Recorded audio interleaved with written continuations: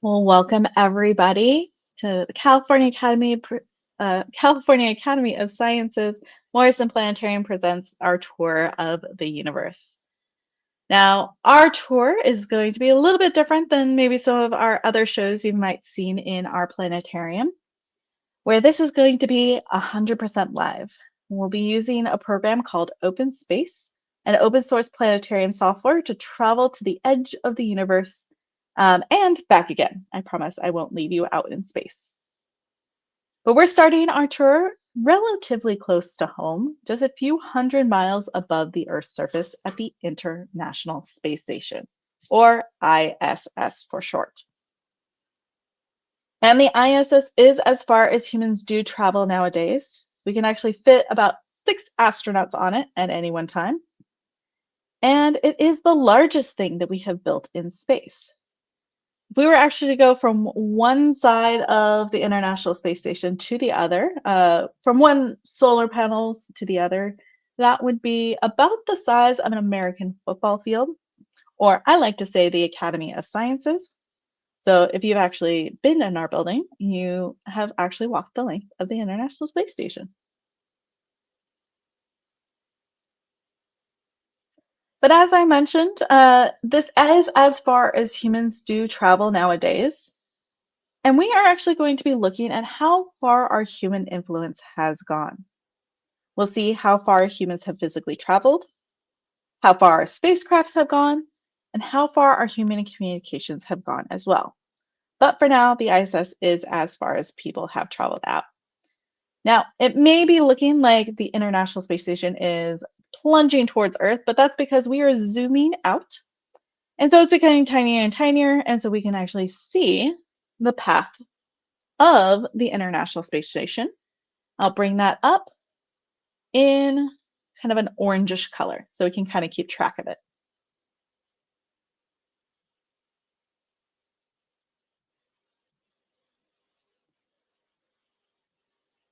Now, it takes the astronauts who are on the ISS about 90 minutes to orbit us just once. And in fact, you can look for ISS in the night sky. Just look online to see what exactly it's going to be passing overhead, and then you'll be looking for what looks like a bright star but moving very quickly across the sky. But let's go ahead and we'll continue our journey because we have a lot of space to travel. I'm going to go ahead and bring up the paths of some of the other objects in our solar system. We have the path of Earth kind of coming out from Earth, but also we can see the path of the moon. And the moon is our closest natural neighbor. So let's go ahead and visit it just for a little bit. Now, the moon is as far as humans have traveled into space. The Apollo astronauts went out here in the 1960s, and it took them about 4 days to get to the moon. Now, even though the moon is close in human terms, it's close, but it's not very close. The moon is 250,000 miles away from our planet. And as we get further and further out on our tour today, we're going to be going distances of millions, billions, and sometimes even trillions of miles. And when we get to these big distances, it doesn't make sense for us to travel and talk about distances in those units anymore. So we're going to use a different yardstick, so to speak, the speed of light, the fastest thing that we know of. Now, if you were actually traveling the speed of light, which is almost 200,000 miles per second, it would take us 1.5 seconds to get to the moon. So we say that the moon is 1.5 light seconds away from us. But let's go ahead and zoom closer to the surface of the moon. And the moon does give an illusion that it's been hit by asteroids, comets, and meteors more often than us. But remember, Earth is actually a big object, so we get our fair share of impacts as well. The one thing you need to remember is that the moon has no atmosphere. So there's no weathering or erosion.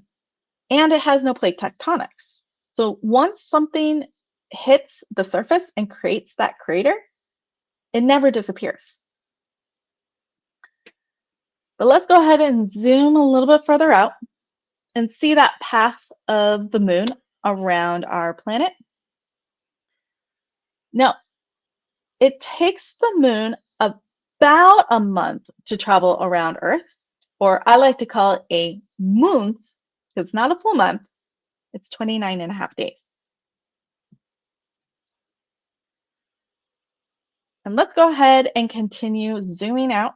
We'll see the path of Earth and some of the paths of the other planets in our solar system. We can pause here to look at the sun in the center, our closest star to us, then the paths of the rocky planets, starting from closest to the sun, Mercury, Venus, Earth, and Mars. Further out, we can start to see the paths of Jupiter, Saturn, Uranus, and Neptune.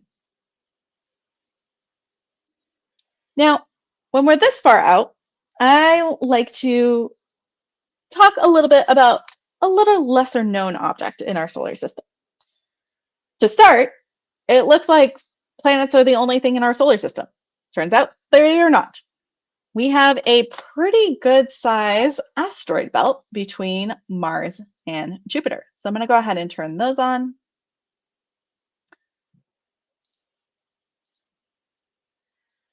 Now, there's a lot of these little green dots, and each dot represents a different asteroid, but these aren't actually all the asteroids in our asteroid belt. I've only shown about 60% of them, because if I showed you every single one, my computer would crash. But the little less known object is actually in this asteroid belt. I'm going to go ahead and bring up its path.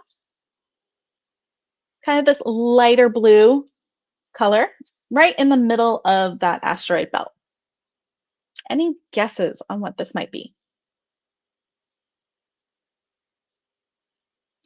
Well, this is called Ceres. And you may not have heard of Ceres before, and that's okay. Ceres is what we call a dwarf planet. And I bet you all know of another dwarf planet in our solar system. May have heard of Pluto. And to see Pluto's orbit, we got to zoom on out just a little bit more. And let's go ahead and bring up Pluto's orbit. Now, the reason why I like to bring up Ceres is because Ceres has a very similar story to Pluto. When we first found Ceres about 300 years ago, we thought it was the only thing orbiting between Mars and Jupiter.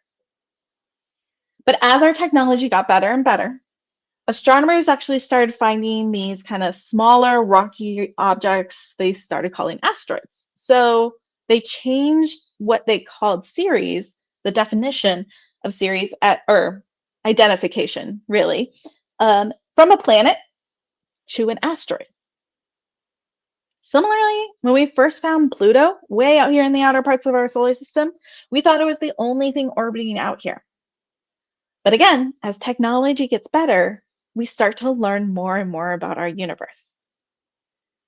So in the late 1990s and early 2000s, astronomers started to find other objects. Now, mostly small, icy objects, but some of them were actually quite big, including one, Eris, which is bigger than Pluto. I'm going to go ahead and bring up the paths of some of those objects now.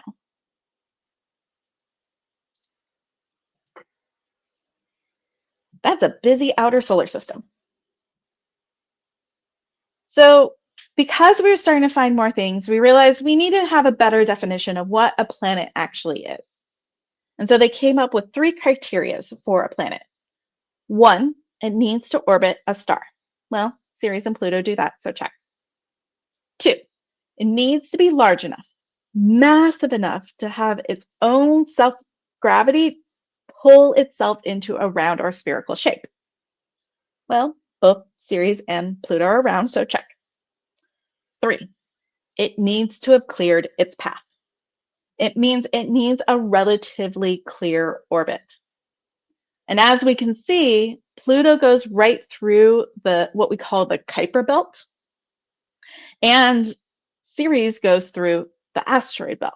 They haven't cleared their paths. So we came up with a new category of objects that is a dwarf planet. So we've been able to learn more and more about our universe by looking through what we've seen so far. And that's going to be kind of our theme for today, is looking at, as we learn more and more about our universe, we need to recategorize things. We need to update how we think about our universe itself. And that's the great thing about science, is that we can learn more and we're able to base it off of what we see in our universe. In fact, everything you see today is based off of real science data. All right, well, I'm going to go ahead and take off some of these objects because they do tend to slow down my computer, and we have quite a bit of traveling to go. So let's recap how far we have gone. So remember, we are traveling at the speed of light. It would take us 1.5 seconds to get to the moon. So we say that the moon is 1.5 light seconds away from us. If we wanted to travel from Earth to the sun, it would be about 8.5 light minutes away. And now, if we were to go from one side of Pluto's orbit to the other, it would take us 10 hours traveling the speed of light. So that would be 10 light hours across. But even way out here, we can actually check in our human influence. We've seen how far people have traveled out into space, the moon. We can now see how far our spacecrafts have gone. So I've brought up these lines that show the paths of the fastest and farthest spacecrafts have gone. So we're seeing the paths of Voyager 1 and Voyager 2, Pioneer 10 and 11 that were sent out in the 1970s, and also the path of New Horizons, the spacecraft that flew by Pluto in 2015. Now, these are the fastest and farthest spacecrafts, but none of them have traveled as far as light travels as the speed of light. But let's continue our journey. We still have quite a bit to go. We haven't even gone outside of our solar system. Well, now we are. We are now starting to pass some of the other stars in our galaxy. Now, the closest star to us, beyond the sun, of course, is about 4 light years away from us. And even out here, we can check in on human influence one last time. So I brought up a grid, but it'll soon kind of represent a sphere with the sun in the center, showing how far our radio signature has gone out into space. Because some of the first radio and television signals that were strong enough to leave our atmosphere were sent out in around the 1930s. And since radio is a wavelength of light, we can actually see how far it goes. And that's 90 light years away from us in all directions. And we can also check in on how many planets are outside of our solar system. What we call exoplanets. And if you look inside, you might see there's a lot of those exoplanets we have found inside that radiosphere. So who knows? Maybe there's somebody listening to Nat King Cole. That'd be pretty neat. But let's go ahead and continue our journey.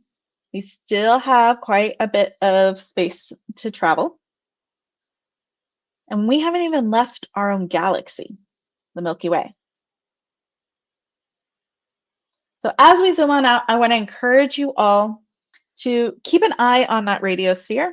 See how long it is that you can still see it, or maybe lose it. But now we'll start to see the large-scale structure of our galaxy, the Milky Way. Now, we live in what we call a spiral barred galaxy. So there's kind of a bit of a bar in the center, and we have those beautiful spiral arms. And we live about 2/3 from the center of the middle of the galaxy. We have these beautiful spiral arms that are filled with gas and dust and stars. And at the very center, we could see past all those gas and dust. We would see, well, actually basically nothing, because there's a supermassive black hole at the center of our galaxy. And it's about 4 million times the mass of our sun. All right, do you still see that radiosphere? Go ahead and point towards it. Well, you're all correct, because I have no idea where you're pointing. But I can go ahead and use my cursor and point out that radiosphere about 2/3 from the center. If you think about it, our galaxy has a clock about noon on the view that we have right now. That's our little corner of the galaxy.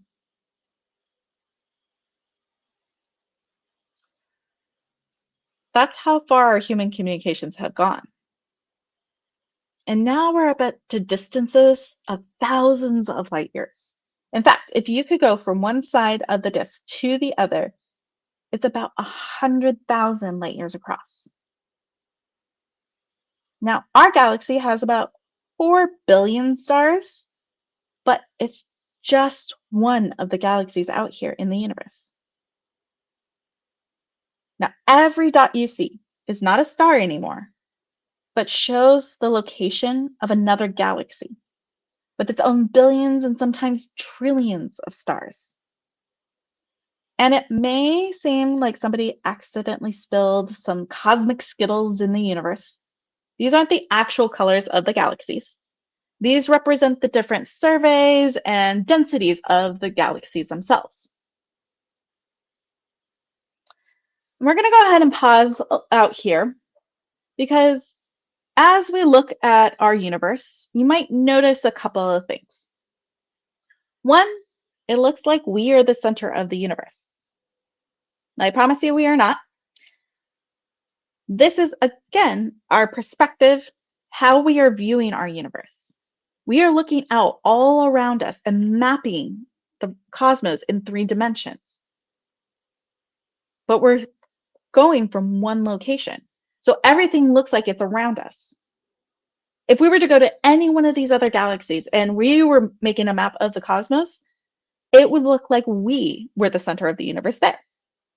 As far as we are aware, there is no center of the galaxy. The other thing you might be noticing is it looks like the shape of our universe is like a bow tie or a butterfly, maybe bat because it's Halloween. This is not the case, although that would be really cool that we have a butterfly shape universe. This again is our perspective, how we are making the map. Remember I told you that our galaxy was made of gas and dust and stars? Well, that gas and dust actually blocks our view of the universe. So we can't see past our own galaxy. So these large gaps where we don't see a lot of galaxies is just that. We can't see past our galaxies, so we can't map them. And because we can't map them, we're not going to show you them. We don't know exactly what's there, so we're not going to make it up. Again, this is all based off of real science data. But let's go ahead and continue our journey. We still have a little bit to go.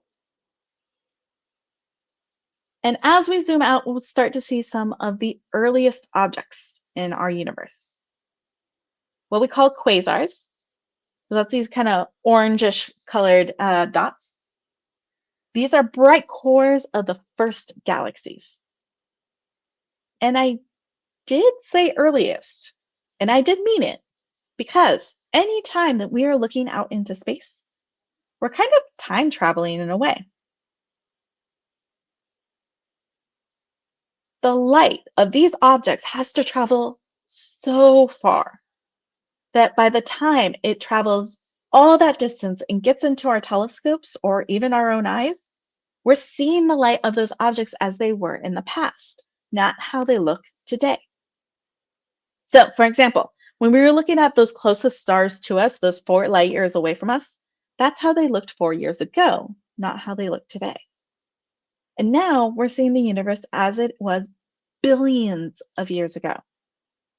And because of that, there's only so far we can look back in time. There's an edge to everything we can see in the universe. And that edge is now all around us. You see this kind of blotchy, kind of heat map? Well, that's exactly what it is. It is a heat map. This is what we call the cosmic microwave background, or CMB. And if you had a radio telescope and could see in the microwave range of light, you could see this everywhere you looked in the sky. In fact, the first radio astronomers were very confused because they were seeing this. They thought there was interference and like, what is going on? But soon they realized it was something they were actually seeing out in space. This is a few 100,000 years after the Big Bang would have happened. We can see it as the baby picture of our universe. We see the darker regions as cooler regions and the bright regions as hot regions. And this helped form what we see today as our universe.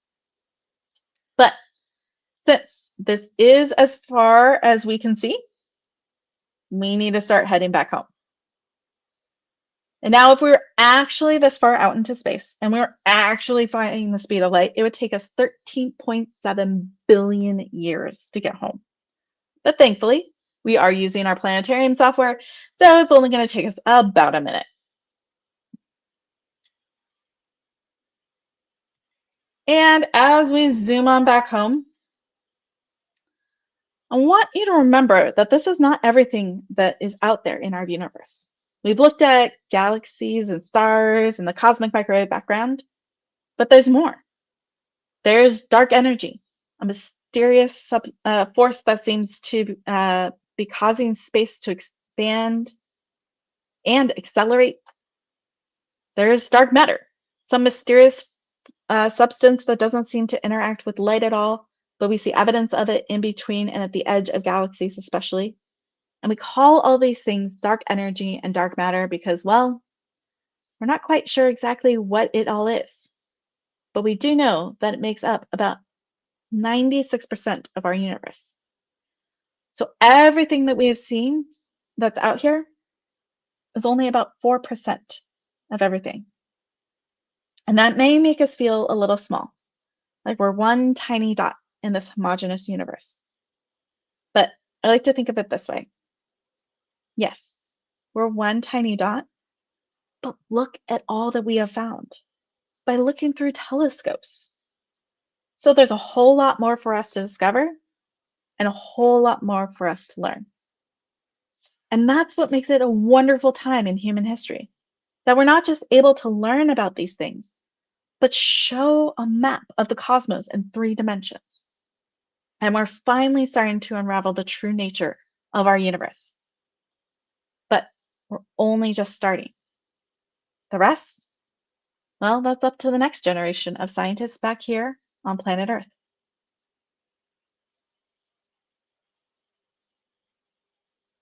Well, we're heading back home to that third planet from the sun, the only place in all of this that we have found life. And that's pretty incredible to think about. So welcome home, everybody. And thank you for joining us for our tour of the universe.